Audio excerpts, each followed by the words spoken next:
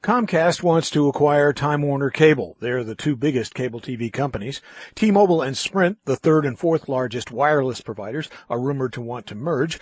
21st Century Fox's Rupert Murdoch reportedly wants to take over Time Warner, the media company. John Bergmeyer of the media watchdog group Public Knowledge is skeptical of all these deals for many reasons. He says the primary one is they'd reduce the competition that keeps prices down, service decent, and content diverse. As the Department of Justice and the FCC found when they blocked the AT&T T-Mobile merger, you need a certain number of competitors to ensure that a market actually is competitive.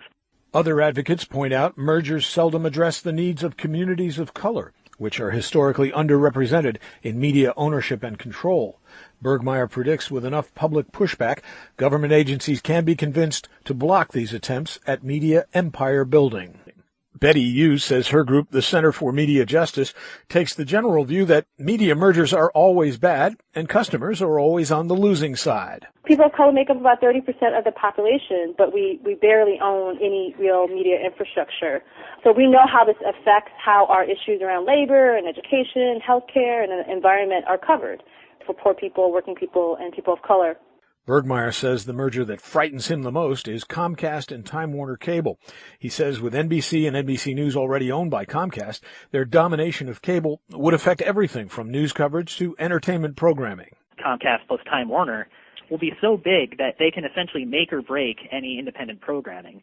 So you're creating a single gatekeeper that really determines what's going to be the successful video content nationwide.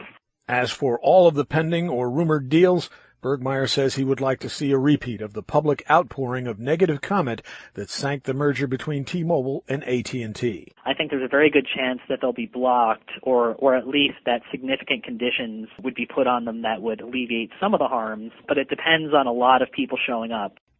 I'm Mark Shearer, New York News Connection.